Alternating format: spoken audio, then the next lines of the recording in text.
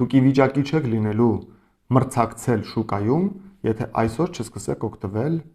արհեստական բանականության գործիքներից։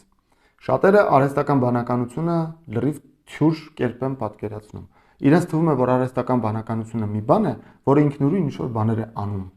Եվ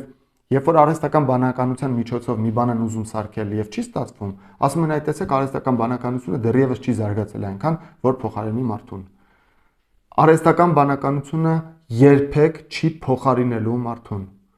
Արհեստական բանականությունը փոխարինելու է ոչ թե ձեզ, այլ այն մարդը, որը օգտագործում է արհեստական բանականություն, նույն ապրանքը կամ նույն ծառայությունը այնքան ավելի արդյունավետ կերպով է արտադրելու ու ստեղծելու, որ դուք այլևս իրեն չեք կարողանալու մրցակցել։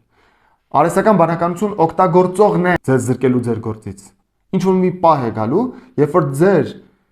կարիքը ոչ ոք այլևս չի ունենալու։ Դա նման է համակարգչի գյուտին։ Այն մարդիկ, որոնք ձեռքով էին գրում, մեկ էլ պարզվեց իրենք ընդհանրապես մրցակցությունից դուրս են մնացել վատառումով։ Որտեղ այն մարդիկ, որոնք համակարգիչ են օգտագործում, իրենք ունեն այդ առավելությունը։ Բայց դա չի նշանակում, որ համակարգիչը ինքը փոխարինել է մարդուն։ Ոչ, համակարգիչ օգտագործողն է փոխարինել համակարգիչ չօգտագործողին։ Մարդն է փոխարինել մարդուն։ Ավելի արդյունավետ մարդը